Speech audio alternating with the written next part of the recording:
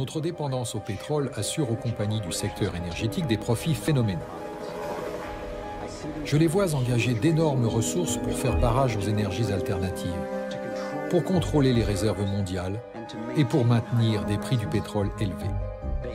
Elles disposent de suffisamment d'argent et d'influence pour supprimer tout ce qui pourrait menacer leur monopole. Mais qui se cache derrière les énormes compagnies du secteur énergétique? L'empire du pétrole des Rockefeller a démarré en 1870, lorsque John D. Rockefeller a fondé la Standard Oil, devenant ainsi le premier milliardaire américain. Depuis, la Standard Oil est devenue ExxonMobil et a donné naissance à bien d'autres compagnies. Les Rockefeller contrôlent également notre alimentation. À l'origine, ils ont été responsables de la mutation mondiale en faveur d'une agriculture à grande échelle basée sur le pétrole. Je me souviens de la pseudo-révolution verte des années 60 et 70. Comme la plupart des gens, j'ai pensé que c'était une bonne chose. Cependant, l'idée reposait sur la plantation d'énormes parcelles d'une seule culture, utilisant de grandes quantités de pesticides, herbicides et fertilisants à base de pétrole. La révolution verte était une idée originale de la division des sciences naturelles de la Fondation Rockefeller, en partenariat avec de grandes entreprises agricoles. L'agriculture basée sur le pétrole a généré quantité de nouveaux profits pour l'industrie pétrolière, mais n'a jamais tenu ses promesses d'éradiquer la faim et de promouvoir la santé. Au début, elle a augmenté la productivité parce que chaque parcelle était exploitée pour une production immédiate. Mais on peut aujourd'hui constater ses coûts réels.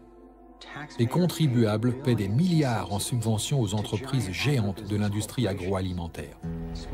Les petites exploitations familiales ont disparu. La biodiversité est détruite. Les produits chimiques toxiques empoisonnent les ouvriers agricoles et polluent la terre. L'eau et nos réserves en nourriture mettent en danger notre santé à tous. En 2010, près d'une personne sur 7 dans le monde n'a pas mangé à sa faim.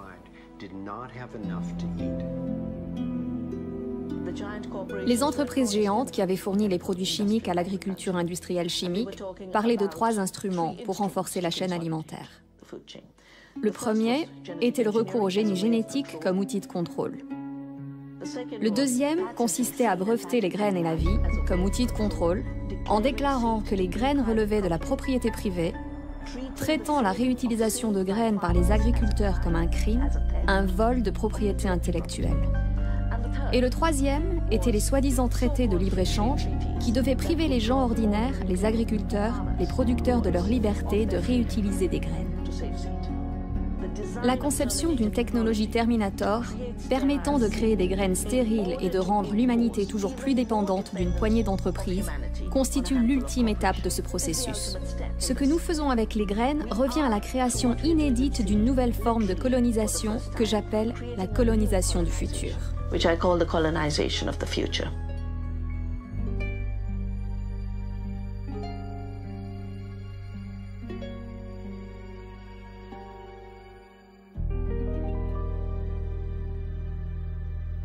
Donc, dans 2 domaines cruciaux, à savoir l'énergie et l'alimentation, les mêmes familles d'élite issues du monde de la banque et leur entreprise ont pris le contrôle et les conséquences ont été dévastatrices. De mon point de vue, cela a été bouleversant, au début, de découvrir un tel monopole d'influence.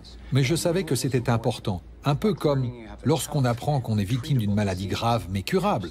Il est alors utile d'en comprendre la cause et le fonctionnement si on souhaite la soigner. J'ai donc continué mon enquête. Si de grandes familles issues du monde de la banque contrôlent les marchés du pétrole et de l'alimentation, dans quel autre domaine leur influence s'exerce-t-elle?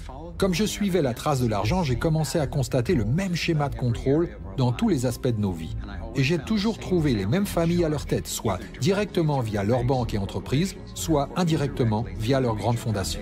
Encore une fois, ce sont les Rockefeller qui ont créé la National Education Association, organisation syndicale de l'éducation nationale aux États-Unis, avec l'aide de la Fondation Carnegie, et plus tard, celle de la Fondation Ford. Ce que les capitaines d'industrie attendaient de nos écoles, c'est une main-d'œuvre obéissante et docile, constituée d'employés faciles à gérer et de consommateurs enthousiastes. Les écoles sont faites pour mettre en place des habitudes fixes en réponse à l'autorité. C'est pourquoi cela prend 12 ans. On attend de vous que vous répondiez par réflexe quand une personne avec un statut d'autorité vous dit quoi faire. Tout comme l'éducation, la santé est un autre domaine sous l'influence de l'argent et des grosses entreprises. Par exemple, l'American Medical Association est largement financée par les Rockefeller qui se servent de leur argent pour influencer les recherches et les prises de décision de l'AMA. Le médecin moyen, au terme de 4 années d'école de médecine, aura suivi un cours sur la nutrition, soit 2h30 le plus souvent, dont les supports et les programmes sont fournis par le Conseil national du lait et le Conseil national du bétail et de la viande, ainsi que par d'autres industries telles que l'association sucrière, qui commercialise des produits avant tout néfastes pour notre santé. Malheureusement, le système médical est structuré de telle manière que l'enseignement est prioritairement financé par les laboratoires pharmaceutiques. Le but est donc de fabriquer et de vendre autant de médicaments que possible. C'est également pour le médecin comme pour le laboratoire pharmaceutique et l'ensemble des institutions médicales une manière rapide de faire de l'argent. Mais en fait, cela perpétue les problèmes qu'on était censé résoudre. Les effets secondaires peuvent inclure nausées, sécheresse de la bouche et constipation. Baisse des globules blancs qui peut s'avérer grave, effets secondaires sexuels, diarrhée, nausées et somnolence, peut entraîner le coma ou la mort. Jusqu'où iront ces forces pour faire du profit? Iraient-ils jusqu'à supprimer les traitements des maladies, de la même manière qu'ils ont supprimé la technologie de l'énergie libre? Malheureusement, mes recherches m'ont révélé que la réponse est une fois encore oui. Un exemple bien documenté est celui du docteur Royal Rife. Dans les années 1920, le docteur Rife a inventé les microscopes les plus avancés de son époque. Il a également développé une nouvelle technique qu'il a nommée résonance coordinatrice, qui était apparemment capable de détruire les tumeurs cancéreuses et les virus. En 1934, lors de tests cliniques affiliés auprès de l'Université de Californie du Sud, le traitement de Rife a été testé sur 16 patients en phase terminale de cancer. En l'espace de 3 mois, ils ont tous été guéris. Peu de temps après, un laboratoire testant la technologie de Rife a brûlé et un procès sans fondement a été engagé. Grâce aux efforts de Maurice Fishbein, responsable du journal de l'American Medical Association, le laboratoire de Rife a été fermé et ce dernier ruiné. Son travail aussi brillant que prometteur est tombé dans les oubliettes. Il m'a été difficile d'admettre qu'on puisse vraiment supprimer des traitements médicaux. Le cancer a frappé ma famille comme une rivière déchaînée.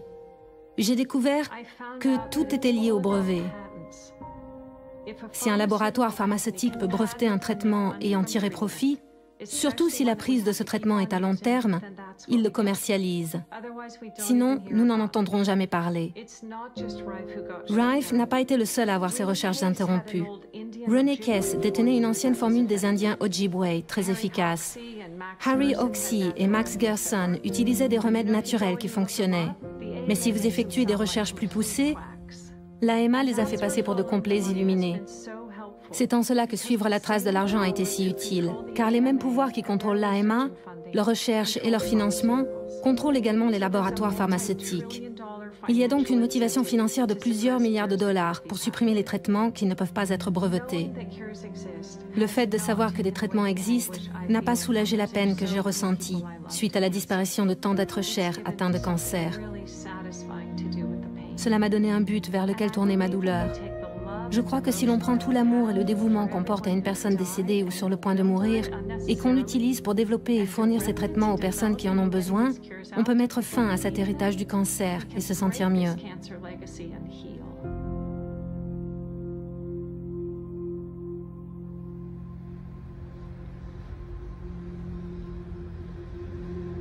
Aussi difficile que cela a pu être, je suis arrivé à une conclusion inévitable et profondément gênante. Je crois qu'une élite et les entreprises qu'elle dirige n'ont pas seulement pris le contrôle de notre énergie, de nos réserves en nourriture, de notre éducation, de nos services de santé, mais aussi de quasiment tous les aspects de nos vies.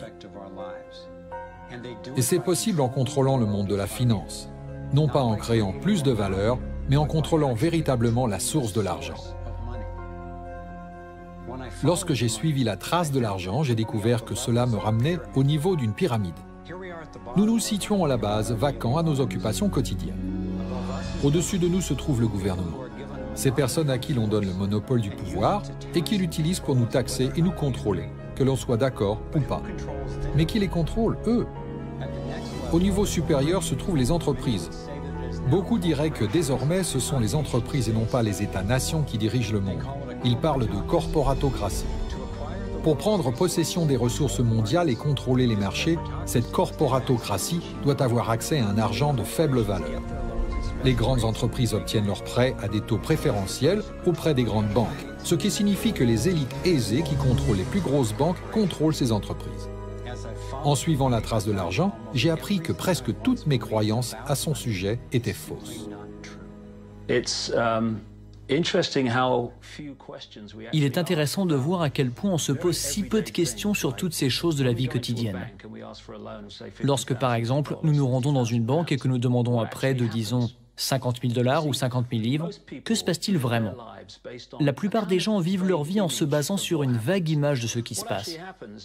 Ce qui se passe réellement lorsque vous demandez 50 000 livres, c'est qu'ils saisissent ce nombre sur votre compte. C'est tout ce qu'ils font. Ils ne frappent pas de pièces, ils n'impriment pas de billets, ils ne déplacent pas de métal précieux, ils mettent seulement la somme de 50 000 livres sur votre compte à partir d'un écran d'ordinateur. À partir de ce moment, vous commencez à payer des intérêts sur de l'argent qui n'a jamais existé, n'existe pas et n'existera jamais. Il s'avère que l'argent prêté ne représente en réalité qu'un neuvième de l'argent dont les banques disposent dans leur coffre-fort. Cela est possible grâce à ce que l'on appelle les prêts de réserve fractionnaire. La Réserve fédérale américaine ou la Banque centrale dans tout pays a légalement le droit de fixer le montant qu'une banque doit avoir en réserve. Aux États-Unis, ce montant se situe actuellement autour de 10%. Donc, si vous déposez 10 000 $ à la banque en met de côté 10%, soit 1 000 $, puis prête le reste de votre argent.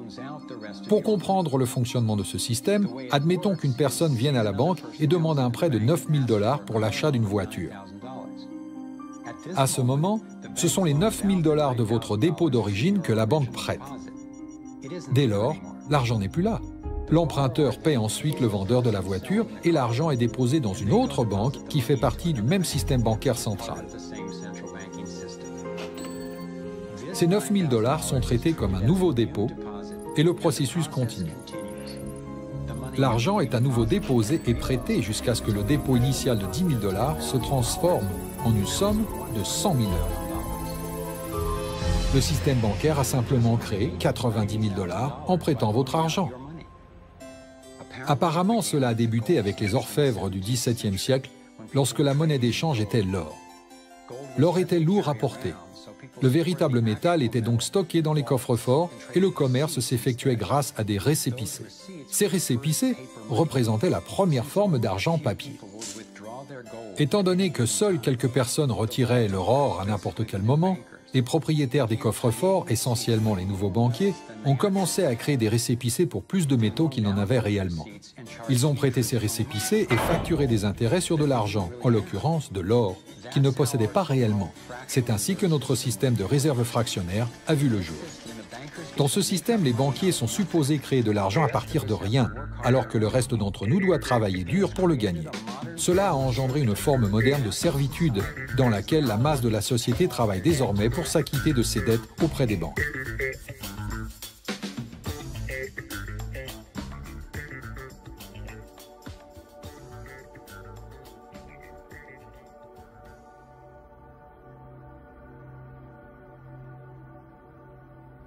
Avec ce schéma de système de réserve fractionnaire, nous devenons inévitablement des esclaves de la dette d'une classe dirigeante financière.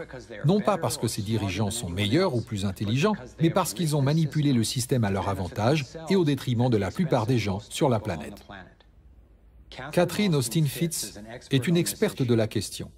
Elle a été sous-secrétaire d'État au logement et au développement urbain pendant le mandat du président Bush, père, puis conseillère auprès de l'administration Clinton.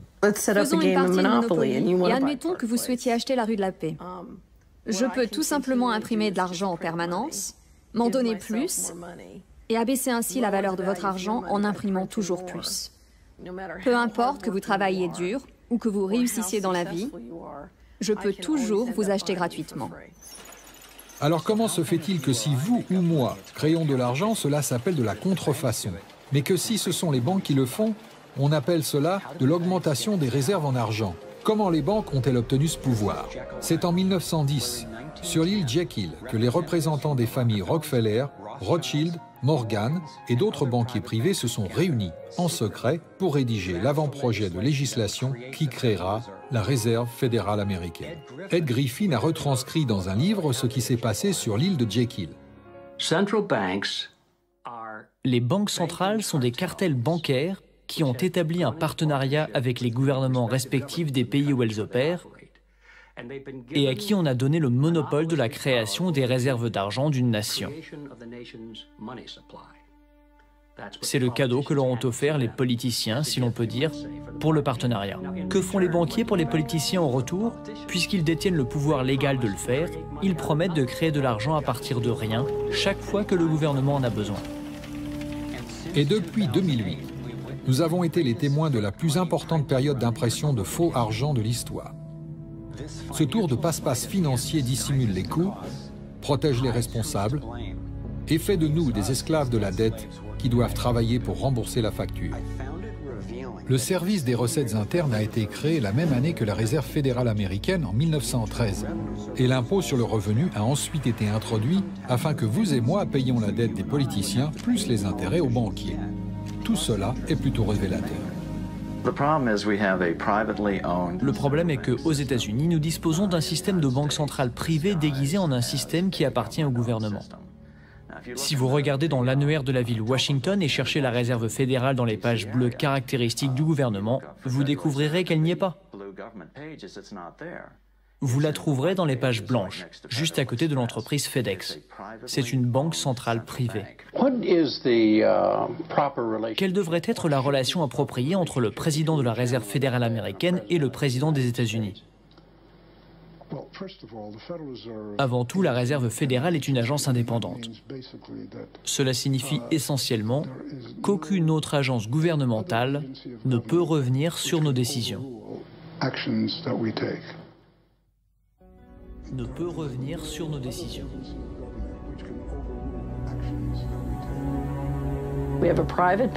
Nous disposons d'une banque privée qui imprime de l'argent pour le compte du Trésor américain. La Réserve fédérale imprime l'argent dans le cadre d'un système basé sur la dette, ce qui crée une pénurie. Mais cela signifie que, contrairement à nous, un groupe d'initiés a accès à toutes les données économiques. Vous avez donc un petit groupe de banquiers qui comprennent les données relatives au fonctionnement de l'argent dans l'économie, et cela leur donne la capacité d'imprimer de l'argent de manière à ce qu'il soit protégé, alors que le reste du monde ne l'est pas. Catherine a ensuite comparé une économie saine à un tore plein de vitalité, équilibré, libre et dynamique, par opposition à ce qui se passe dans notre économie actuelle.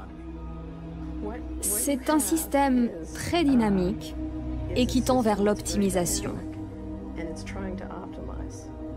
Mais il y a un ver solitaire au cœur de ce système. Un ver solitaire injecte une substance chimique dans votre corps qui vous donne une furieuse envie de ce qui est bon pour le ver, mais néfaste pour vous. Vous vous retrouvez avec un parasite très manipulateur et qui se goinfre au détriment du tout. Nous vivons dans une économie du ver solitaire, où l'élite financière représente ces vers qui se nourrissent sur notre dos. Et ils n'aiment pas que l'on fasse voler leur couverture en éclats. Après que Catherine a commencé à dénoncer la corruption du gouvernement au plus haut niveau, le FBI a fait irruption dans son entreprise et a saisi ses biens. Elle a été traînée en justice pendant 10 ans avant d'être déclarée innocente. Nous avons donc la Réserve fédérale américaine, une entreprise privée avec un monopole sur la création de l'argent, mais sans responsabilité, soutenue par un gouvernement qui détient le monopole du pouvoir. On a vendu au pays l'idée que la Réserve fédérale était une institution qui aiderait à stabiliser l'économie et resterait indépendante de la politique. Mais dans les faits, en presque un siècle d'existence, elle a tout simplement fait le contraire. Depuis qu'elle existe, nous avons été volés à travers l'inflation et le pouvoir d'achat du dollar a baissé de plus de 97%. Et le fossé des richesses révèle clairement que peu de personnes détiennent la grande partie de l'argent. 16 ans seulement après la création de la Réserve fédérale, les États-Unis ont subi la Grande Dépression. Ma recherche a révélé que les banquiers de l'élite ont retiré leur argent de la bourse avant le crash boursier de 1929. Après le crash boursier, ils ont utilisé cet argent pour acheter des actions à bas prix et des banques plus petites en faillite pour une bouchée de pain. Parmi les banquiers qui ont consolidé leur richesse de cette manière, on trouve les Rothschild, les Rockefeller et les Morgan. Un scénario similaire s'est déroulé lors de l'effondrement financier de 2008, avec les mêmes banquiers tirant profit de la situation. Dans les années précédant cet effondrement, les plus grandes banques, notamment la Bank of America, Citigroup et Chase, contrôlées par les Rothschild, les Rockefeller et les Morgan, ont rassemblé et vendu des mauvais prêts dont ils savaient qu'ils ne seraient pas remboursés. C'est comme mettre des oranges pourries dans une boîte et les étiqueter qualité supérieure. Puisqu'ils ont été les premiers à avoir étiqueté les boîtes, ceux qui ont regroupé la dette étaient bien placés pour savoir qu'il ne s'agissait que d'une question de temps avant que quelqu'un n'ouvre cette boîte et ne découvre que son contenu était sans valeur. Lorsque les oranges pourries, c'est-à-dire les prêts douteux, les produits dérivés et les contrats d'échange sur défaillance ont été finalement découverts, tout le monde a été touché. Les gens ont perdu leur maison, leur emploi, leur entreprise et leur retraite. Entre-temps, les plus grosses banques, à l'origine du problème, se sont renflouées. Pourquoi ? Pourquoi la Réserve fédérale aurait donné des milliers de milliards de dollars aux banques, alors que la majorité des Américains étaient contre l'idée de les renflouer ? Et pourquoi ne pas venir en aide aux plus démunis plutôt que de soutenir les instigateurs de l'effondrement financier ? Ma recherche m'a conduit à croire que les mêmes personnes qui avaient créé la Réserve fédérale, c'est-à-dire les Rothschild, les Rockefeller et les Morgan, la contrôlent toujours et l'utilisent pour se renflouer à notre détriment. Beaucoup de banques créées représentent toujours le lobby le plus puissant au Congrès. Et franchement, on peut même dire que cet endroit leur appartient. Je suis convaincu que le quasi-effondrement de l'économie en 2008 est le résultat d'un plan de type « prendre et laisser tomber », orchestré, conçu et mis en œuvre par les grands banquiers pour renforcer leur richesse et leur pouvoir. David Icke explique comment il voit la Réserve fédérale américaine manipuler les pseudo-cycles d'activité. La première étape s'apparente au lancer d'une ligne de pêche. Première étape, vous mettez en circulation une quantité importante d'argent, des unités d'échange. Pour ce faire, vous baissez les taux d'intérêt en accordant un grand nombre de prêts. Cette partie du cycle s'appelle un boom. Parce qu'il y a beaucoup d'unités d'échange en circulation, beaucoup d'argent passe de main en main, ce qui génère une activité économique intense. Cela génère de l'emploi et comme de plus en plus d'argent est dépensé, la demande augmente, les entreprises contractent plus de prêts d'argent frais afin d'augmenter leur production.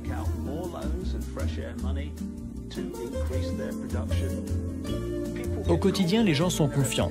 « Eh, tu sais, je travaille pour cette entreprise qui croule sous les commandes, ça marche vraiment bien. J'ai un travail sûr. D'ailleurs, nous sommes sur le point d'acheter une plus grande maison. » Et puis, quelque chose change. Ils tirent sur la ligne de pêche. Ils font grimper les taux d'intérêt.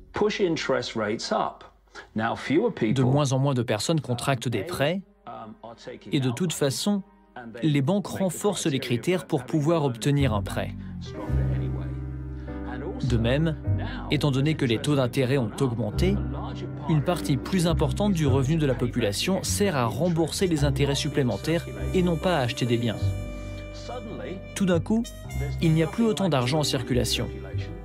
C'est pourquoi les achats de biens baissent.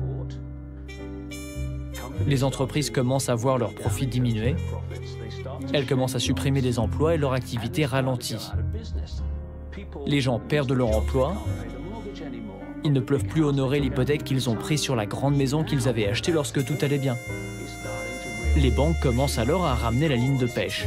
Car puisque les entreprises et les particuliers font faillite, ce sont elles qui possèdent la véritable richesse. Les propriétés, les terres et les ressources pour lesquelles elles avaient accordé d'une signature des prêts de simples chiffres sur un écran. Ce cycle économique consistant à jeter la ligne de pêche, à la ramener, à injecter une grande quantité d'unités d'échange dans l'économie fonctionne depuis des siècles. Le résultat ? Le vol et l'accumulation de la véritable richesse du monde dans les mains d'une poignée de personnes.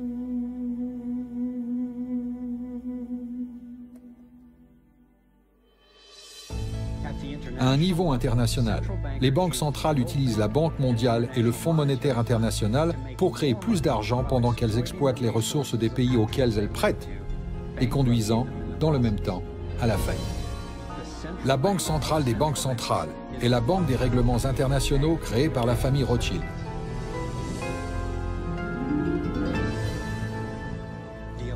L'élite se positionne de manière à contrôler l'accès à tout ce dont nous avons virtuellement besoin pour survivre. Peu importe où vous allez dans le monde, le système bancaire contrôle l'argent. Les banquiers décident si les gens peuvent manger ou non, qui est milliardaire et qui vit avec moins d'$1 par jour. Celui qui contrôle l'argent contrôle le monde, et très peu de personnes contrôlent l'argent. À ce stade, ma vision du monde a été bouleversée. J'ai réalisé que l'échec et la souffrance de tant de personnes représentent le succès et l'accomplissement d'une poignée de personnes. C'est-à-dire l'élite des banques centrales qui a convaincu le monde de les laisser créer de l'argent. Ils disposent déjà de fortunes conséquentes. Alors quel est leur objectif final? Quel est leur vrai programme?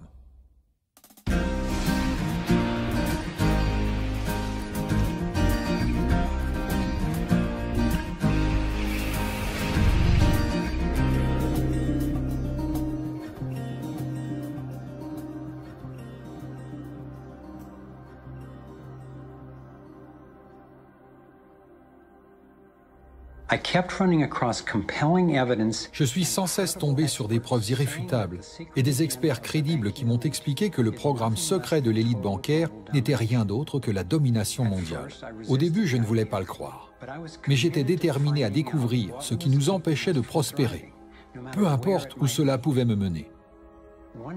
Une nuit, je me suis réveillé à 3 heures du matin avec une question brûlante en tête. Si ce petit groupe souhaite dominer le monde dans sa totalité, que doit-il contrôler pour atteindre son but? J'ai sauté de mon lit et commencé à établir une liste. Avant toute chose, il doit contrôler l'argent. C'est chose faite. Le contrôle de l'argent lui permet de diriger tout le reste. Il a ensuite besoin de contrôler l'énergie. C'est chose faite. Il contrôle déjà l'agriculture industrielle et le commerce mondial. Il est en train d'acheter toutes les réserves d'eau de la planète. Il possède également la santé. Il essaye d'ailleurs de supprimer les alternatives naturelles. Il lui faudrait contrôler les informations qui nous sont disponibles et nos réactions face à celles-ci. L'Internet, notre outil de communication et d'organisation de masse le plus précieux, n'est ni contrôlé ni censuré aujourd'hui aux États-Unis. Mais ce statut ouvert est attaqué de tous côtés. Les gouvernements, les entreprises et les Nations Unies tentent tous de s'en emparer.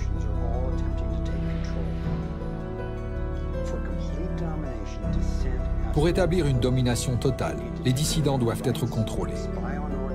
Il lui faudrait nous confisquer nos droits, espionner des citoyens ordinaires et scruter le moindre aspect de nos vies. Au petit matin, je savais qu'une élite de puissants avait presque tout mis en place pour dominer le monde. Et j'ai compris alors avec effroi que Big Brother n'allait pas arriver. Il était déjà là. Nous sommes déjà dans la matrice. Comment en sortir? Pour envisager ce que j'avais compris, je devais découvrir à quoi ressemblait et comment fonctionnait leur structure de domination.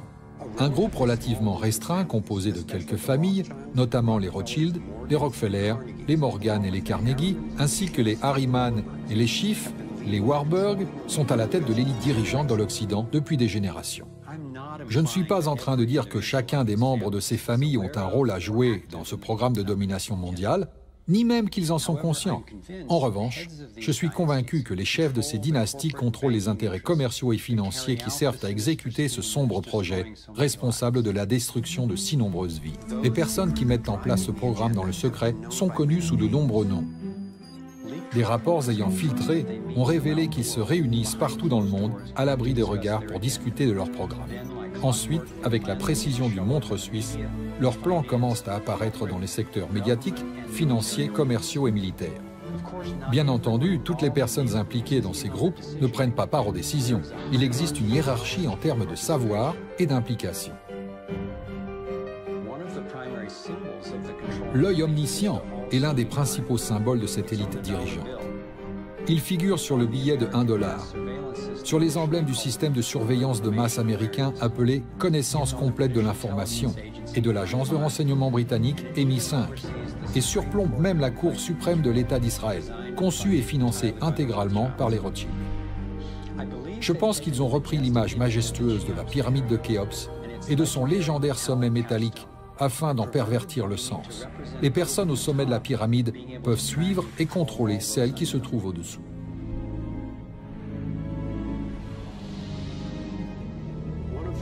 Certains ont utilisé ces informations de façon malhonnête afin de promouvoir l'antisémitisme. Ils prétendent, à tort, que ce programme est l'œuvre des Juifs et alimente un racisme permanent qui ébranle et détruit tant de vies. Que ce soit clair, ce programme n'est certainement pas l'œuvre des Juifs.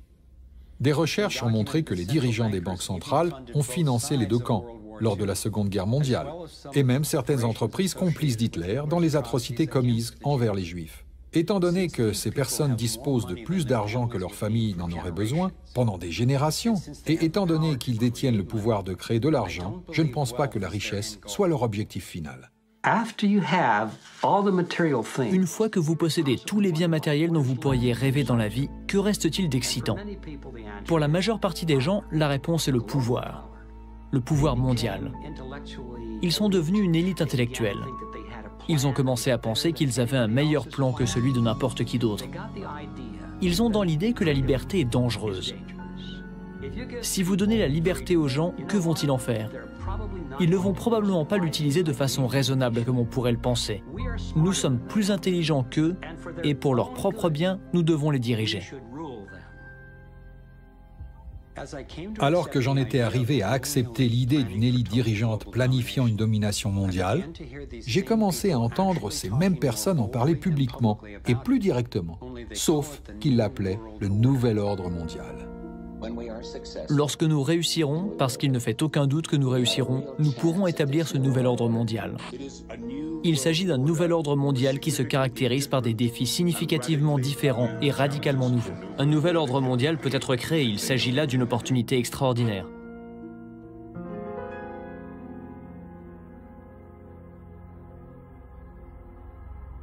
Étant donné l'état de notre monde actuel, un nouvel ordre mondial semble être une grande idée.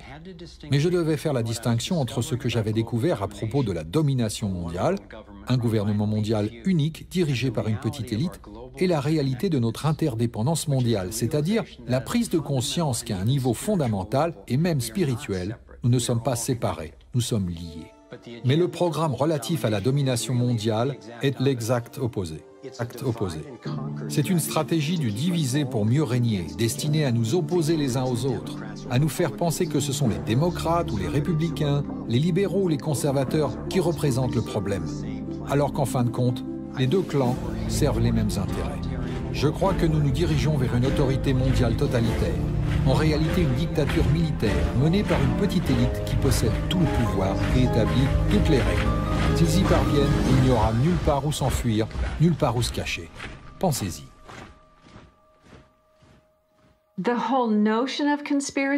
La notion tout entière de conspiration a été si ridiculisée qu'il est socialement stimulant de simplement l'envisager. Et il y a toujours une histoire qui semble raisonnable pour expliquer chaque incident. Personnellement, j'ai essayé de justifier comment les mêmes personnes se retrouvent systématiquement avec plus d'argent et plus de contrôle. Je me suis dit qu'elles doivent simplement tirer avantage de la situation, sans réellement la provoquer. Mais après presque une décennie passée à rassembler des preuves pour répondre à mes questions,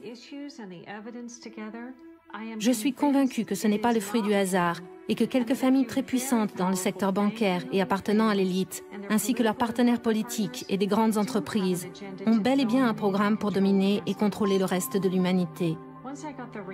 Après avoir pris conscience de la réalité et de l'étendue du programme, j'ai dû me poser sérieusement la question: jusqu'à quel point ai-je envie de savoir? Est-ce que je veux me focaliser sur le pire dont sont capables les êtres humains?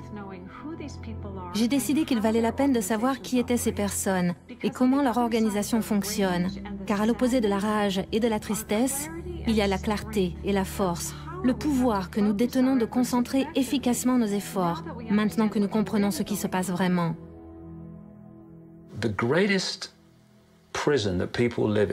La plus grande prison dans laquelle les gens vivent est celle de la crainte de ce que les autres pensent. En ce qui me concerne, j'ai été tellement ridiculisé que j'ai finalement dépassé la crainte de ce que les autres personnes pensent. Et ce n'est que lorsque vous y arrivez que vous prenez conscience de la prison dans laquelle vous viviez auparavant. Et j'en ai retiré une compréhension personnelle de la facilité qu'ont quelques-uns à contrôler les masses. Tout ce que vous avez à faire est de dicter les normes de la société, ce qui est jugé vrai et faux, moral et immoral, bon et mauvais, sain et malsain, possible et impossible. Et vous construisez ce que j'appelle une zone de tranquillité. Et si vous vivez à l'intérieur de cette zone de perception, de croyance, de parole et de pensée, alors les gens vous laisseront tranquille. Vous serez considéré comme normal. Les Illuminati ont créé une population humaine entière constituée de geôliers qui se ruent sur ceux qui sortent de la norme. Une fois que vous êtes sorti de cette prison et que vous commencez à exprimer votre singularité, vous êtes victime de ces geôliers. Il est intéressant d'arriver à la limite de cette zone de tranquillité en termes de parole et de pensée. Vous ne pensez pas, si je pense, qu'en est-il du président de la Banque mondiale? Que va-t-il dire si je fais ça? Non. Que penserait votre mère? Et les types du bar, les collègues de travail, que diraient-ils? En créant les normes, les Illuminati ont donc créé une armée absolue de personnes qui s'imposent ces normes les unes aux autres.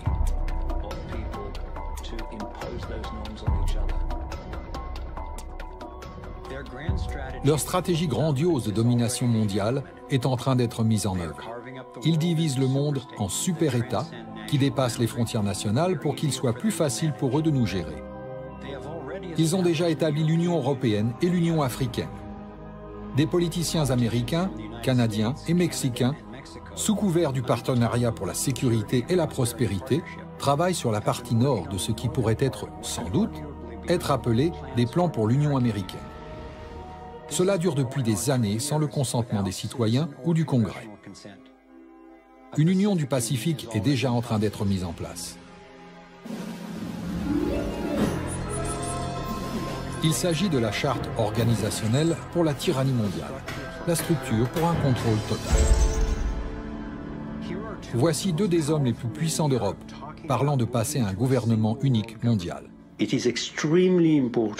Il est extrêmement important qu'au sein de cette nouvelle gouvernance mondiale, et plus particulièrement des deux côtés de l'Atlantique, nous appliquions les mêmes règles de la même manière.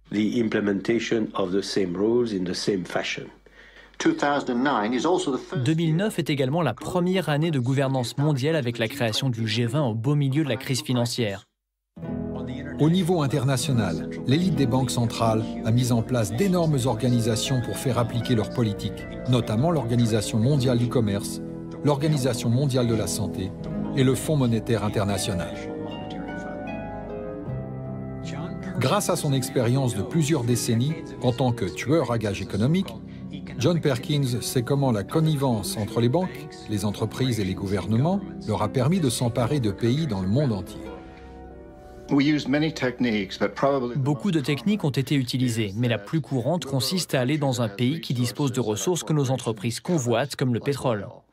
Nous convenons d'un énorme prêt à ce pays par l'intermédiaire d'une organisation comme la Banque mondiale ou l'une de ses sœurs. Mais presque tout l'argent va aux entreprises américaines, comme Bechtel, Halliburton, General Motors, General Electric, et non au pays. Et elles conçoivent d'énormes projets d'infrastructures dans ce pays. Centrales électriques, autoroutes, ports, complexes industriels, des choses utiles aux riches mais auxquelles les pauvres ont rarement accès. En réalité, les pauvres souffrent parce que ces énormes prêts doivent être remboursés. Et leur remboursement signifie que les pauvres ne bénéficieront pas de l'éducation, de la santé et des autres services sociaux. Le pays se retrouve intentionnellement avec une énorme dette sur les bras. Nous, les tueurs à gages économiques, revenons dans ce pays et disons « Vous voyez, vous nous devez beaucoup d'argent. Vous ne pouvez pas rembourser vos dettes, donc donnez-nous une livre de chair. » Dès qu'un président anti-américain est élu, l'un d'entre nous entre et dit « Eh, félicitations, monsieur le président. Maintenant que vous êtes président, je veux simplement vous dire que je peux vous rendre très très riche, vous et votre famille. On parle de plusieurs centaines de millions de dollars si vous acceptez de suivre nos règles. Si vous n'acceptez pas, J'ai dans cette poche un revolver avec une balle à votre nom, au cas où vous décidiez de maintenir vos promesses de campagne et de nous jeter dehors. Vendez votre pétrole à bas prix à nos compagnies pétrolières, ou soyez de notre côté lors du prochain vote des Nations Unies, ou envoyez des troupes soutenir les nôtres dans des endroits tels que l'Irak. Et c'est de cette manière que nous avons réussi à construire un empire mondial avec en fait très peu de personnes au courant de nos méthodes. Comme beaucoup de gens, j'ai pensé qu'une conspiration pour établir une domination mondiale ne pourrait pas vraiment fonctionner parce que fondamentalement, les gens ne sont tout simplement pas aussi compétents. J'ai pensé qu'ils n'arriveraient pas à mettre au point un tel plan avec les niveaux nécessaires de contrôle et de confidentialité. L'un des faux espoirs est que tout ceci arrive parce que le gouvernement est incompétent. C'est une énorme erreur et les gens ne le savent pas. C'est bien sûr une excellente couverture parce que le système sait où il va. Et il va exactement là où il veut et il réussit très bien. Enfin, je me suis demandé comment quelque chose de si grand et de si corrompu pouvait être tenu secret. Il s'agit d'une structure simple, et si ce n'était pas simple, cela ne fonctionnerait pas. Cette structure peut être comparée à une pyramide compartimentée. Si vous regardez n'importe quelle organisation aujourd'hui, peu importe s'il s'agit d'une entreprise internationale, d'une université, d'un gouvernement, d'une société secrète, toutes sont structurées telle une pyramide. Alors que la CIA et les autres agences de renseignement parlent, ils ne divulguent les informations qu'aux personnes concernées. Ne divulguez aux gens que ce qu'ils ont besoin de savoir pour apporter leur contribution et pas plus. Prenez une banque individuelle. Non pas que ça existe réellement. À la base, vous trouvez les personnes que vous voyez quand vous donnez votre chèque au comptoir de la banque. Elles ne savent pas ce que le directeur de la banque derrière elles sait et de quoi il parle. Elles savent seulement ce qu'elles ont besoin de savoir pour effectuer leur travail. Le directeur de la banque ne sait pas non plus ce qui se passe au niveau supérieur. Pas plus que le niveau supérieur ne sait ce qui se passe encore au-dessus. Et finalement, vous avez quelques personnes au sommet de la pyramide de cette structure bancaire. Ce sont les seuls qui sachent quel est le réel programme de la banque et dans quelle direction elles vont et pourquoi. Ce type de cloisonnement explique comment le projet Manhattan, le projet de développement de la bombe atomique durant la Seconde Guerre mondiale, a pu être tenu secret, bien que 130 000 personnes travaillent dessus. Quand j'ai pris connaissance de l'envergure et des objectifs du programme pour la première fois, je me suis sentie comme si j'avais la grippe depuis 2 semaines. Mais il m'est ensuite venu à l'esprit que c'était une tentative bien planifiée, bien orchestrée d'écraser le potentiel humain. Et enfin, notre intelligence éclate au grand jour. Même si nous avons été systématiquement déstabilisés et réprimés, les gens ont trouvé des solutions innovantes, ingénieuses à un grand nombre des problèmes auxquels nous faisons face. Ce n'est pas notre faute si nous n'avons pas vu à quel point ce plan était organisé et voulu. C'est notre défi.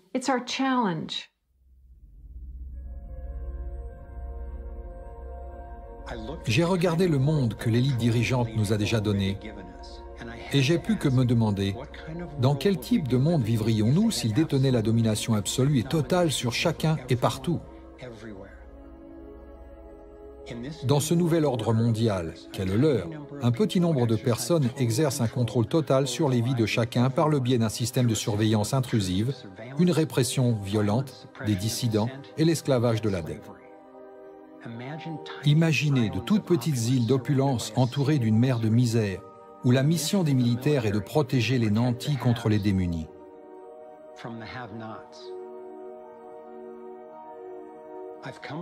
J'en suis arrivé à croire que leur but est réellement inquiétant et qu'ils ne reculeront devant rien pour continuer à mettre leur plan en application.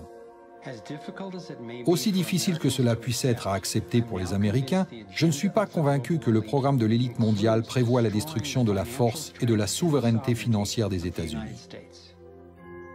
Avec leur histoire faite de liberté d'expression et de révolte armée, les États-Unis représentent l'obstacle majeur au renforcement mondial du pouvoir. S'ils peuvent parvenir à renverser ce pays, je crois que l'élite internationale a pour ambition de transférer le pouvoir et la productivité des Américains à leur dictature mondiale unique, en prenant progressivement le contrôle de nos vies dans ce que David Icke appelle le totalitarisme sur la pointe des pieds. Pensez-y, nous sommes tellement endettés que nous ne pourrons jamais les rembourser.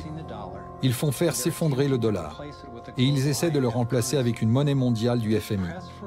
Cette pression pour une monnaie électronique mondiale sans espèces permettrait à une autorité centrale d'immobiliser tout individu ou groupe en un instant. Maintenant, pour la première fois dans l'histoire, on propose d'instaurer des taxes internationales sous le prétexte de régler les problèmes de changement climatique. Tel un cheval de Troie, le projet de traité, dévoilé lors de la conférence de Copenhague sur le climat de 2009, fait appel à nos préoccupations sur l'environnement, tout en nous détournant du fait que cette taxe carbone, sans précédent, serait versée à la Banque mondiale et que son application serait assurée par la police mondiale. Il existe d'autres moyens de traiter le besoin évident de réduire la pollution, sans créer une base imposable pour la tyrannie. Vous voulez changer la société, mais vous savez que si vous le faites ouvertement, vous allez générer des réactions négatives. Donc vous ne le faites pas ouvertement. Vous jouez au jeu du problème, réaction, solution. Première étape, vous créez un problème. Cela pourrait être un attentat à la bombe, cela pourrait être un 11 septembre, une attaque de devises, un effondrement du marché boursier ou du gouvernement. Vous racontez aux gens votre version de A, qui en est à l'origine, et B, pourquoi. À partir de là, le schéma problème-réaction-solution s'effondrerait si nous pouvions compter sur des médias qui fassent vraiment du journalisme. Mais au lieu de ça, les médias traditionnels agissent comme des agences de relations publiques pour la version officielle des événements. Il s'avère que le président George W. Bush avait raison sur le fait que Saddam Hussein dissimulait des armes de destruction massive. Les médias traditionnels représentent pratiquement le seul moyen ou source d'information dont la population dispose au sujet de cet événement. Et ce qu'ils cherchent, dans le cadre de la deuxième étape du schéma problème-réaction-solution, c'est de déclencher une réaction de colère et de peur. Ils veulent que la population demande au gouvernement de faire quelque chose. Cela ne peut pas durer. Que comptez-vous faire à ce sujet ? Cela conduit à la troisième étape, où ceux qui ont créé le problème récoltent la réaction qu'ils attendaient de la population sur la base d'une histoire erronée et lui offrent des solutions aux problèmes qu'ils ont eux-mêmes créés. L'utilisation des catastrophes, qu'elles soient fabriquées ou simplement utilisées, m'a permis de comprendre finalement jusqu'où ces gens sont prêts à aller pour atteindre leurs objectifs. Des recherches ont démontré que nous nous sommes engagés dans la guerre du Vietnam sous de faux prétextes. L'ancien secrétaire de la Défense, Robert McNamara, a reconnu que l'attaque d'un navire dans le golfe du Tonkin n'a en fait jamais eu lieu. Nous pensions tous avoir été attaqués ce jour-là, mais c'était faux. Cela ne s'est jamais produit.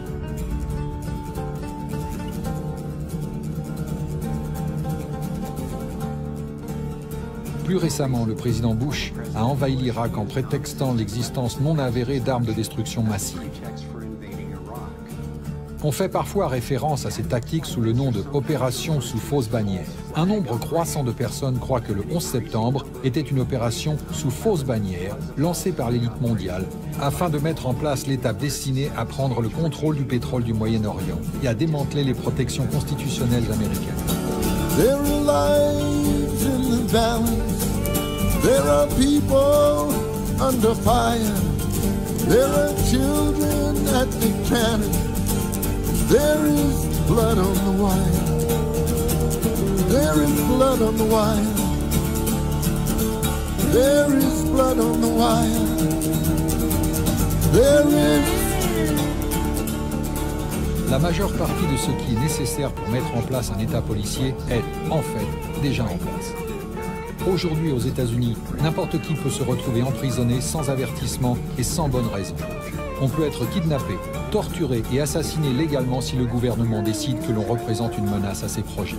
Tout ce qu'ils ont à faire est de nous désigner comme suspects dans leur pseudo-guerre contre le terrorisme. Nous sommes de plus en plus surveillés. En 2010, il y avait 30 millions de caméras de surveillance répertoriées rien qu'aux États-Unis. Lorsque nous manifestons, nous sommes désormais relégués dans des zones appelées, et c'est un euphémisme, zones de liberté de parole. Quelle zone pour la liberté de parole ? Chaque coup de téléphone que nous passons et chaque email que nous envoyons est répertorié et archivé et peut être inspecté à tout moment. Nos permis de conduire et nos passeports sont équipés de puces informatiques qu'on a implantées à l'intérieur afin de tracer chacun de nos mouvements. Désormais, les patients des hôpitaux se voient implanter les mêmes puces sous la peau. En fait, c'est Procter & Gamble qui a initialement développé ces puces dans le but de tracer ses produits. On le présente toujours comme un moyen d'aider. Mais même un directeur assistant de la CIA a admis qu'il s'agissait aussi d'une porte ouvrant vers l'implantation de puces sur nous tous pour un meilleur traçage et un meilleur contrôle. ces contrôleurs aspirants, via les US Space Command, ont mis en place les grandes lignes d'un plan intitulé « Domination totale, tous azimuts ». Une surveillance satellite sophistiquée ainsi qu'une énergie dirigée et des armes laser d'ores et déjà développées ont la capacité de cibler les dissidents partout sur la Terre. Je crois qu'ils tentent également de s'assurer qu'ils pourront agir de manière efficace sans résistance. Des camps de confinement de l'Agence fédérale des situations d'urgence, FEMA, ainsi que des wagons pourvus de menottes ont été récemment construits ou rénovés à travers tous les États-Unis pour ce que les fonctionnaires officiels nomment les périodes de troubles pandémiques ou civils.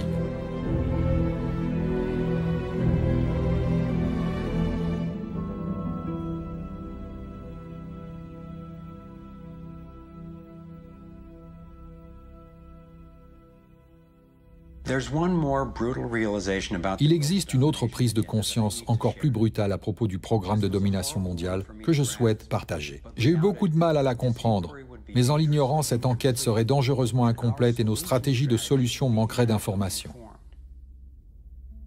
Lors de mes recherches, je suis tombé sur des preuves convaincantes laissant à penser qu'ils planifient, entre autres, d'éliminer la majorité de la population mondiale. Aussi fou que cela puisse paraître, on peut se dire qu'il serait plus facile pour eux de mener à bien leur quête du contrôle absolu s'ils avaient moins de personnes à gérer. À chaque fois que j'ai pensé, ils ne feraient pas ça, j'ai découvert que j'avais tort. J'ai découvert des informations effrayantes, révélant que l'eugénisme est l'un des piliers de leur plan. L'eugénisme se définit comme la pratique par laquelle des personnes décident qui vaut la peine de vivre et qui n'en vaut pas la peine. L'un des moyens insidieux de la mise en place de ce plan secret est la stérilisation. En 1904, les Carnegie ont financé le premier laboratoire d'eugénisme à Cold Spring Harbor, Long Island.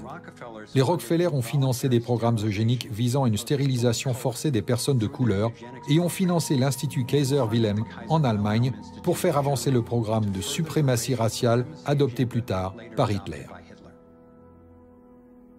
En 2007, le département de l'Agriculture et le département de la Sécurité intérieure des États-Unis ont financé un projet envisageant la pulvérisation aérienne au-dessus des zones urbaines de la Californie du Nord, regroupant plus de 7 millions d'habitants.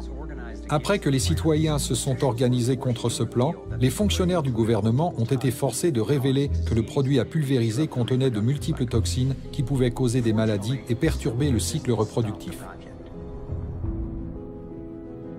Heureusement, la résistance civile a stoppé ce projet. Le gouvernement américain a été surpris plus de 30 fois en train d'expérimenter secrètement des substances chimiques toxiques sur ses propres citoyens, qu'il s'agisse de soldats, de prisonniers, d'Américains natifs dans les réserves ou de villes et de comtés entiers. La stérilisation secrète en masse des femmes et des jeunes filles, en général à l'aide d'additifs au vaccin, a été révélée au Brésil, à Porto Rico, au Nicaragua, au Mexique et aux Philippines. Ces actions ont été conduites sous les auspices de programmes tels que le Population Council de John D. Rockefeller, le département de la santé, de l'éducation et de l'aide sociale des États-Unis, dont Nelson Rockefeller était le sous-secrétaire, et l'Organisation mondiale de la santé créée par Rockefeller et Syngenta, en coopération avec le département de l'Agriculture et le département de la Défense des États-Unis, ont testé sur le terrain une souche spermicide de maïs génétiquement modifiée qui rendrait les consommateurs masculins stériles. Cela a été annoncé de façon discrète comme étant une contribution au problème de la surpopulation mondiale. Et la liste ne s'arrête pas là. En ce moment, la fertilité humaine sur le plan mondial est en fort déclin. Je suis convaincu que ce n'est pas un accident. Ma volonté d'envisager et d'effectuer des recherches sur un programme de dépopulation directe a constitué une étape critique dans la représentation que je me fais de ce système, mais également pour apporter des réponses à la hauteur du défi auquel nous faisons face. Je sais que cela peut paraître fou, mais imaginez que nous soyons en 1932, en Allemagne. Si je vous disais que lors de la prochaine décennie, des millions de personnes seraient exterminées, vous me diriez « impossible, personne ne ferait une telle chose ».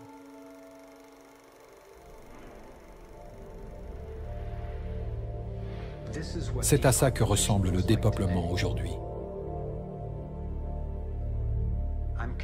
Je suis convaincu que je n'exagère pas la situation.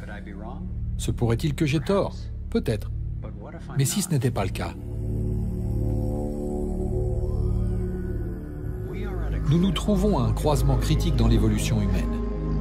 Une des routes mène à la tyrannie et à une possible autodestruction. L'autre nous conduirait vers une civilisation pacifique et saine, basée sur le respect des droits et de la liberté de chacun sur la planète.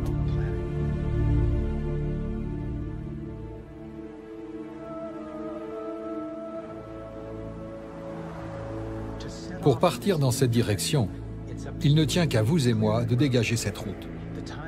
Le temps est venu de dire assez. Il existe une autre voie. Je pense que tous ensemble, nous disposons de la connaissance, des ressources et des solutions nécessaires pour relever ce défi.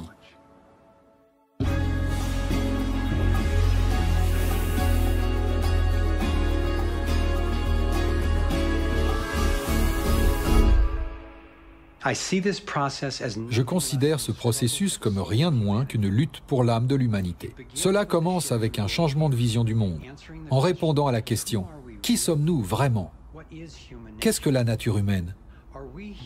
Sommes-nous, nous les humains, ce que l'élite veut nous faire croire, des créatures stupides, avides, qui, si elles étaient laissées à elles-mêmes, tomberaient dans la violence et le chaos et qui, pour leur bien, nécessitent d'être contrôlées par une élite autoproclamée ? Ou sommes-nous naturellement aimants et créatifs ?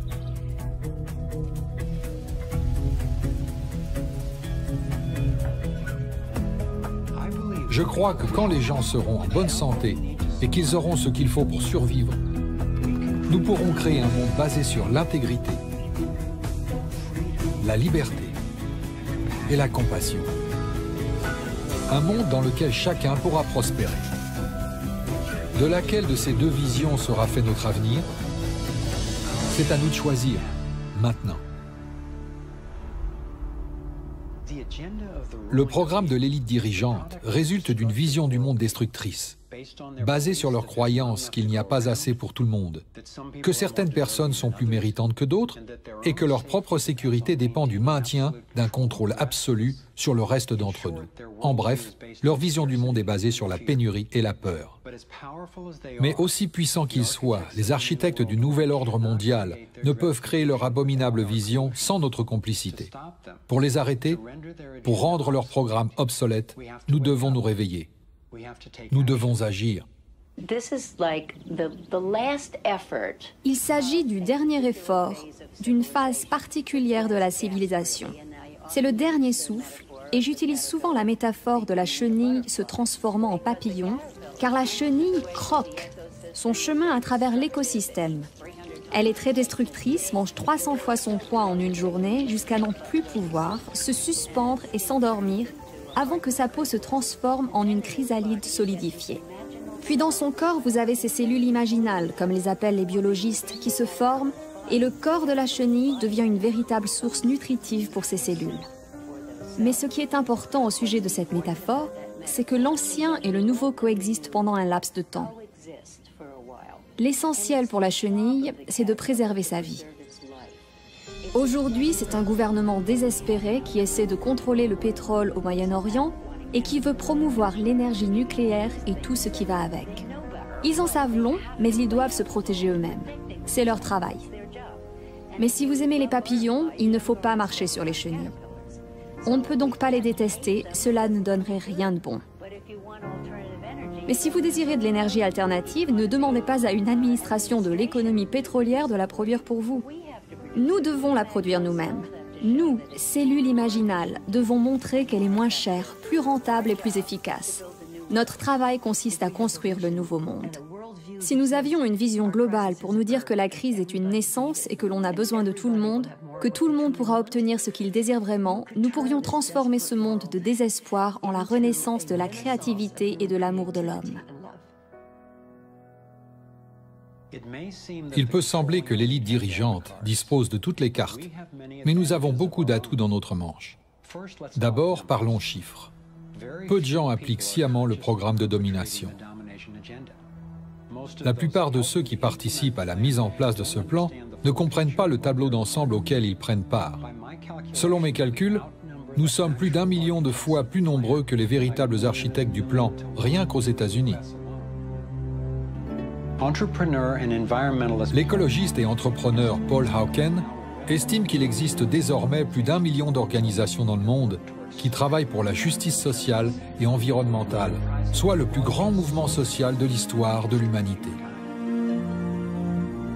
Ce mouvement, connecté électroniquement, pourrait devenir un réseau de réseaux qui constituerait la force activiste pour le changement la plus puissante de tous les temps. Si l'on se penche sur les personnes qui sont engagées dans la rénovation de cette terre, qui s'impliquent pour stopper les dommages, résister à la déprédation, nourrir le changement et réimaginer ce que signifie être un humain, même sans être optimiste, on a la surprise de constater qu'il y a dans ce monde un groupe de personnes extraordinaires, beaux, splendides, fervents, qui se bat pour tout ça. Le second atout dont nous disposons est que tous les centres de pouvoir que l'élite contrôle nécessitent notre participation. Si un nombre suffisant d'entre nous lui retire son soutien, leur plan ne peut pas fonctionner.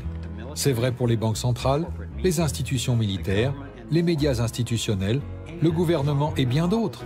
Et suivant l'exemple de Mahatma Gandhi et de Martin Luther King Jr., nous détenons le pouvoir de non-participation non violente. Essayer de dominer la vie des autres requiert une quantité énorme d'énergie, de ressources et de tromperie. D'un autre côté, si nous nous tournons vers la liberté, nous avons pour nous la force évolutionniste de la vie et ce que Gandhi appelle Satyagraha, ou le simple pouvoir de la vérité. In India, we have thousands. En Inde, on trouve des milliers de villages qui sont désormais des zones de liberté. Nous n'accepterons donc plus les brevets, nous ne coopérerons plus de la même manière que Gandhi n'a pas coopéré avec les lois sur le sel. Nous ne permettrons pas que les substances chimiques et les cultures génétiquement modifiées s'installent dans nos écosystèmes parce qu'elles menacent la biodiversité. Et ce mouvement pour la liberté, qui concerne toutes les espèces, et pas seulement à l'espèce humaine, est quelque chose qui grandit très rapidement et se reflète dans le mouvement en faveur des zones sans OGM en Europe. En un clin d'œil, un autre millier de zones sans OGM, 90% de l'Italie, 90% de l'Autriche. Les zones de liberté par rapport aux graines et à l'alimentation créent des changements conséquents. En Bolivie, un mouvement citoyen a pris d'assaut les rues en tapant sans arrêt sur des pots et des poêles et est finalement parvenu à stopper les entreprises étrangères à racheter leurs ressources d'eau. Bien que les médias institutionnels fassent de la rétention d'informations, il existe un nombre incalculable de belles réussites qui se produisent chaque jour dans le monde entier.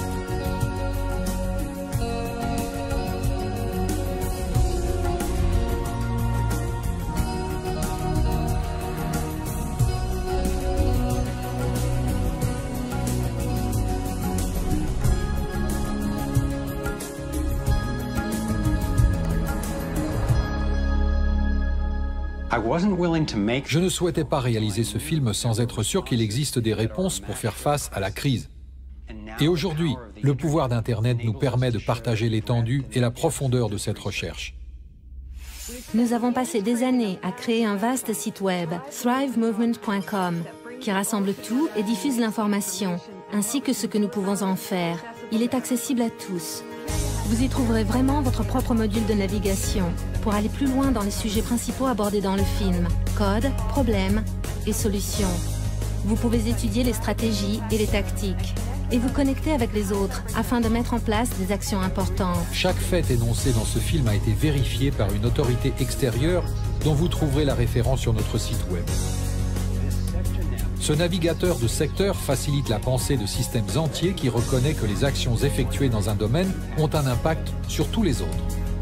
Le centre du navigateur de secteur s'appelle Vue du monde, car il détermine comment nous expérimentons tout ce qui se passe en nous et autour de nous. Dans chaque secteur, vous trouverez des questions critiques, des ressources, des stratégies de groupe et des actions individuelles pour apporter un réel changement de manière pacifique et productive. Notre arbre de ressources vous mettra en lien avec les personnes, les organisations, les médias que nous vous recommandons le plus pour vous aider à vous instruire et à vous engager encore plus. On m'a encouragé à découvrir qu'il existe un certain nombre d'actions qui, rassemblées, peuvent faire le poids. Ce n'est pas sans fin. Une fois que l'on a une vision de l'image dans sa globalité, nous cherchons à savoir ce que chacun d'entre nous peut faire pour aider à l'accomplir. Jetons un œil aux antidotes stratégiques à leur domination économique. Nous devons cesser tout renflouage des banques ou des entreprises, démanteler la réserve fédérale, retirer le soutien des contribuables aux agences bancaires centrales telles que le FMI ou la Banque mondiale, permettre le développement de monnaies alternatives et de banques indépendantes, et refuser les taxes internationales. Je mets l'accent sur les solutions qui existent aux États-Unis, car c'est ce que je connais le mieux. Mais comme la situation est globale, voici les principes sur lesquels les stratégies de solutions sont basées. Voici quelques actions tactiques que nous pouvons entreprendre en tant qu'individus, qui ne prennent pas beaucoup de temps ou d'argent et permettent d'établir une réelle différence sans plus attendre. Soyez informés, intervenez et mettez-vous en lien avec les autres. Choisissez une banque locale. Lorsque nous transférons notre argent depuis les grandes banques centralisées vers des coopératives de crédit et des banques possédées localement, nous retirons notre financement au problème pour financer la solution. Achetez et investissez de manière responsable. Chaque dollar dépensé véhicule un message. Rejoignez le mouvement. Nous devons auditer et mettre fin à la réserve fédérale. Elle nous vole. Rejoignez une coalition pour que l'Internet reste juste et ouvert. Ne laissez personne s'en emparer. Soutenez les médias indépendants. Multipliez vos sources d'information et demandez-vous qui finance les journaux que vous lisez. Achetez des aliments bio, sans OGM. Militez pour des élections honnêtes, pour la traçabilité des bulletins de vote et pour une réforme du financement des campagnes électorales. Le Congrès nous rendra des comptes uniquement lorsqu'il ne sera plus financé par des entreprises privées. Exigez de nouveaux modes de production d'énergie renouvelable. Demandez un débat ouvert sur l'énergie libre. Le bouleversement de la dynamique énergétique sera le changement le plus rapide que l'humanité ait jamais connu.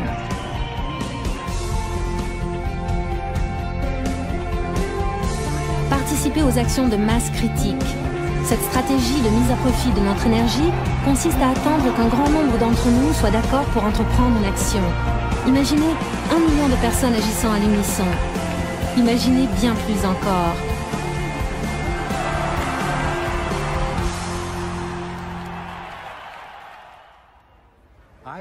Le nombre de solutions à notre disposition et de personnes s'employant à en trouver de nouvelles m'a inspiré. J'ai été particulièrement touché par le travail effectué par Aquila Sherrills. Il est parvenu à négocier une trêve entre les gangs des Crips et des Bloods. Le processus de négociation de paix dans ces quartiers nous a fait découvrir que le conflit peut être sain. En fait, ce sont les conflits non résolus qui mènent à la violence.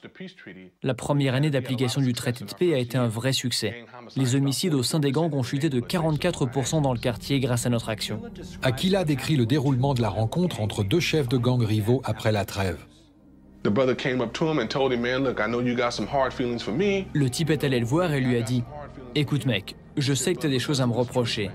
Et moi aussi j'ai peut-être des choses à te reprocher. » Puis il a dit « Mais avec la trêve, je suis prêt à mettre tout ça de côté. » Il a ensuite tendu la main, il l'a serré dans ses bras et il a dit avoir fermé les yeux car il s'attendait à se faire poignarder dans le dos. Il s'attendait à recevoir une balle dans le ventre. Mais après quelques instants, il s'est rendu compte que cette accolade était sincère.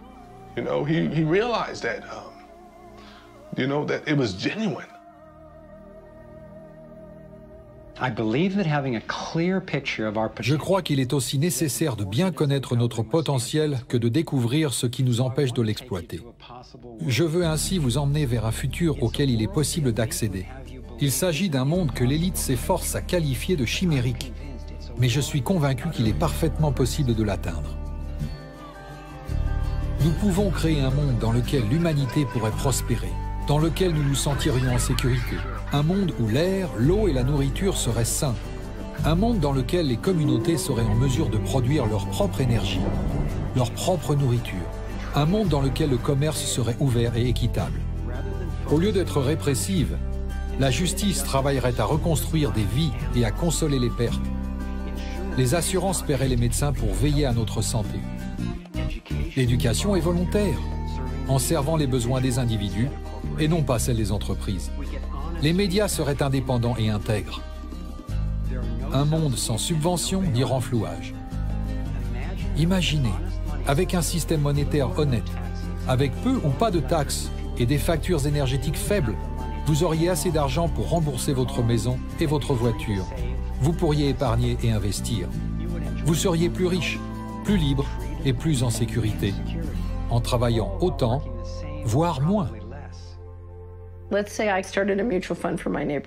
Imaginons que je mette en place un fonds commun de placement dans mon quartier et que tous mes voisins en soient actionnaires. Bien, imaginons qu'ils aient fait quelque chose pour l'environnement et que la valeur de leur action est augmentée. Ainsi, au lieu de perdre de l'argent, ils en gagnent. Ils gagnent de l'argent en assurant la sécurité de leurs enfants et en sauvant la planète. Vous obtenez donc le beurre et l'argent du beurre. Au lieu de travailler toute la semaine pour gagner de l'argent et de sauver la planète le week-end, vous pouvez faire les deux en même temps du lundi au vendredi, puis passer le week-end à la plage par exemple. Cette vision d'un monde prospère s'appuie sur ce que l'on pourrait appeler la perspective de la liberté. Cette approche repose sur un principe simple, la non-violation. Personne ne peut porter atteinte à votre liberté ou à votre propriété et inversement, à l'exception des cas de véritable légitime défense. J'ai découvert qu'il s'agit de la seule règle que toute personne est prête à accepter, au moins pour elle-même. Je suis convaincu que la non-violation constitue le vrai nord de la boussole des valeurs morales de l'humanité et qu'elle est au centre de nos instruments de navigation. Cette idée peut nous guider et protéger chaque individu à mesure que nous mettons en place des systèmes gratuits et autosuffisants. Je suis prêt à défendre ce mode de vie de tout mon être et sans aucune réserve.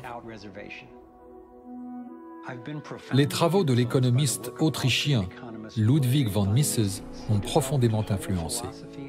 Il a développé tout un système philosophique et économique basé sur l'éthique fondamentale de la non-agression.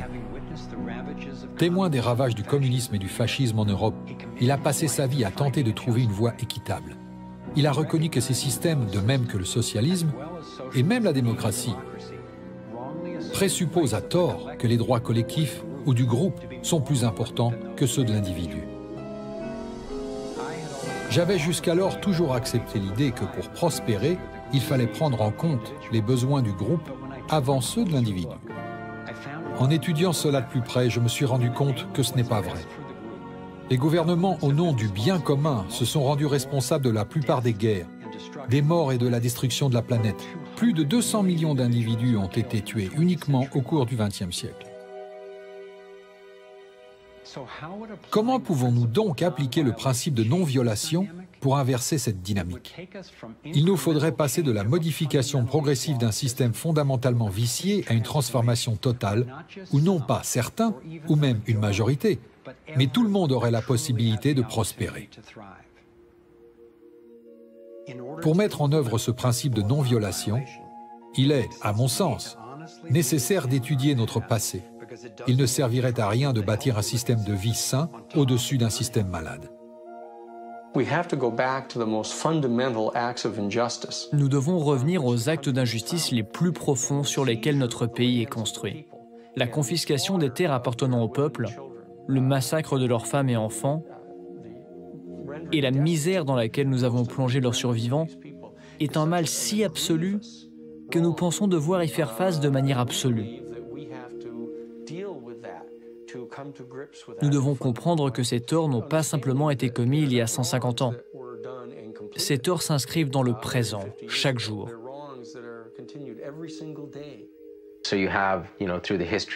L'histoire de l'Amérique du Nord et des États-Unis témoigne de plus de 500 traités signés avec les nations autochtones. Ils ont tous, sans exception, été violés. Des richesses en quantité incroyable sont créées à partir des terres et des ressources des peuples autochtones.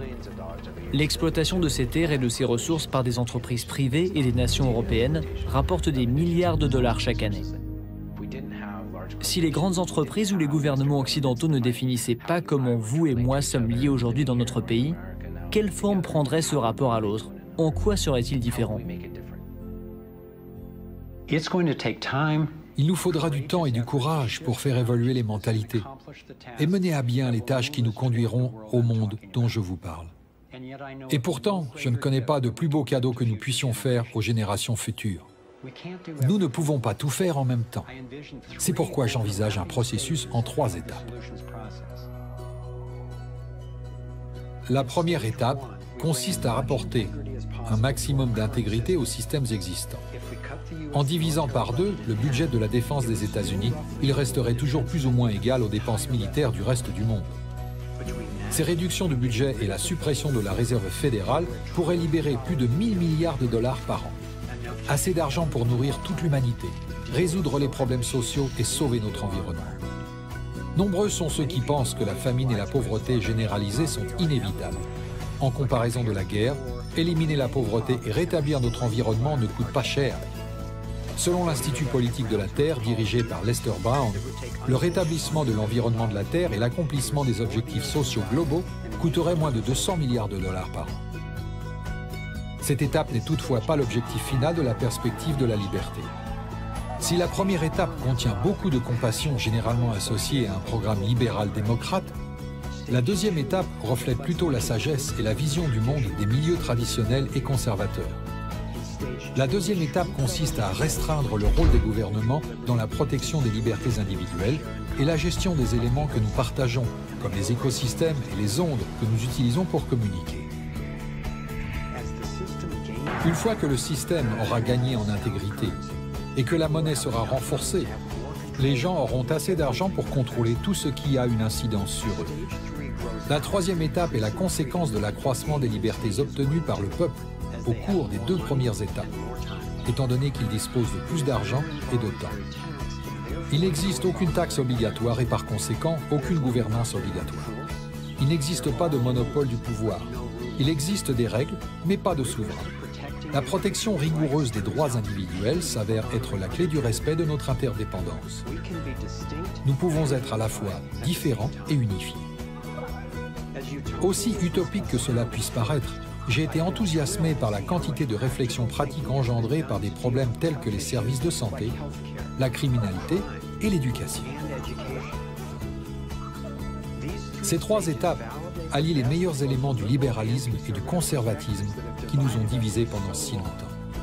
Ces 2 courants de pensée sont réconciliés à un nouveau niveau, autour d'une éthique fondamentale que nous partageons tous, la non-violation.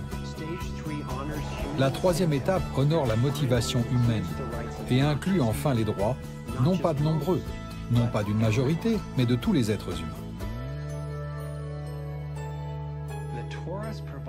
Le Thor apporte un modèle pour une société basée sur l'intégrité et la plénitude.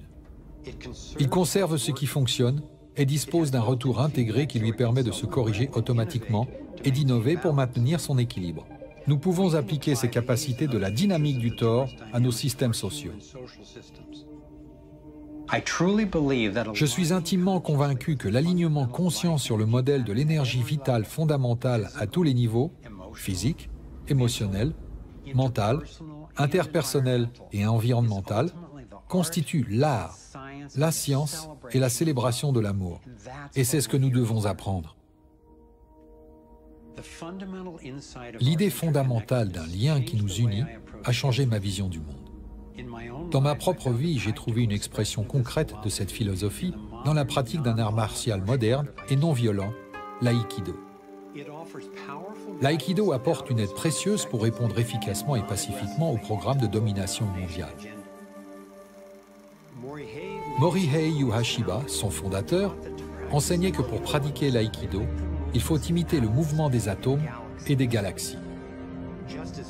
De la même manière que la technologie de l'énergie libre se confond avec le modèle toroïdal pour produire une énergie illimitée, l'aïkido, la voie de l'harmonie, se confond avec l'énergie d'un agresseur avant de la rediriger vers une résolution pacifique.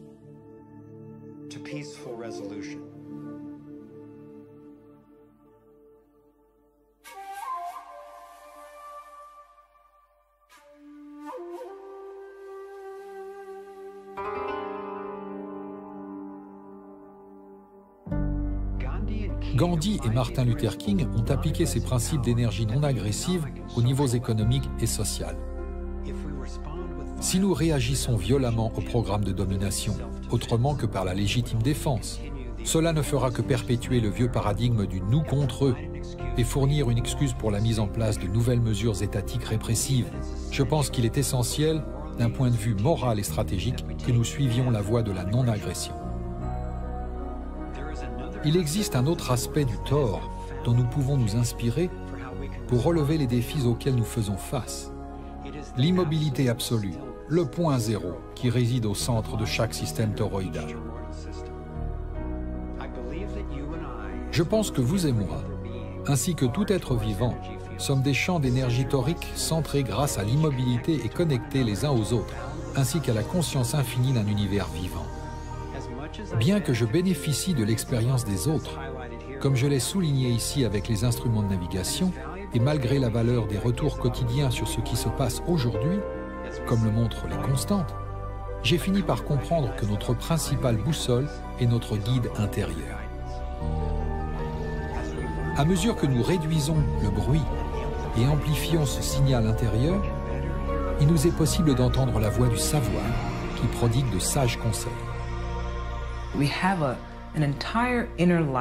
Nous avons une vie intérieure, dynamique et éclatante. C'est elle qui nous guide sur le chemin que nous empruntons au dehors. Si votre vie intérieure pilote la manière dont vous vous détachez dans ce monde, il n'est pas inutile, si vous souhaitez avoir un contrôle sur votre avenir, d'établir un lien avec cette vie intérieure. Il vous faut établir un lien avec le pilote. En développant une relation avec cette entité qui est aux commandes, il apparaît une synergie, une relation symbiotique dans laquelle notre vie intérieure collabore avec cet avenir que nous choisissons et nous pouvons y parvenir. Les conséquences de nos actions ne sont pas aussi anodines que nous le pensons. Si nous voulons guérir le monde, nous devons changer de cap. Pas seulement au niveau personnel, mais de manière collective. C'est notre histoire collective qui se révèle au travers du monde. L'humanité est à présent dans une phase fascinante de l'évolution, dans laquelle nous passons d'une compétition hostile et agressive, caractéristique des jeunes espèces, à un mode de coopération et de collaboration plus adulte. Il ne fait aucun doute que dans ce pays, l'argent et le capital se concentrent toujours plus dans les mains d'une poignée d'individus. Et ces puissants les concentrent encore davantage. Toutefois, il existe une force plus puissante encore. Cette force, c'est le pouvoir du peuple. Lorsque l'on étudie la crise aujourd'hui, il est facile de ne plus croire en la vie. Il est si facile de sombrer dans le pessimisme et le désespoir. De mon point de vue, en revanche, la crise a évolué au point d'atteindre le seuil d'une prise de conscience globale. Et ce sentiment, au fond de moi, me donne l'énergie et me dit que même si mon action semble insignifiante au regard de ces problèmes titanesques, cet élan de l'évolution est tout sauf insignifiant. Et lorsque ce sentiment gagnera tous ceux qui prennent conscience, il deviendra gigantesque. And when it's in everybody who's waking up, it's huge. And as more and more of us are waking up, à mesure que nous prenons conscience, que nous nous associons et que nous prenons la parole, le plan de domination mondiale est mis à jour. Nous découvrons des solutions qui rendent possible ce monde que nous désirons et que nous méritons. À plusieurs reprises au cours de l'histoire, lorsque le peuple a vu planer le spectre de la tyrannie, il a uni ses forces et a combattu au nom de la liberté. Je suis certain que l'humanité regardera en arrière et sera fière de nous pour avoir agi à un moment crucial. Merci d'avoir pris le temps de faire ce voyage avec nous. Je suis persuadé que nous sommes capables de prospérer. Faisons-le. let's make it happen.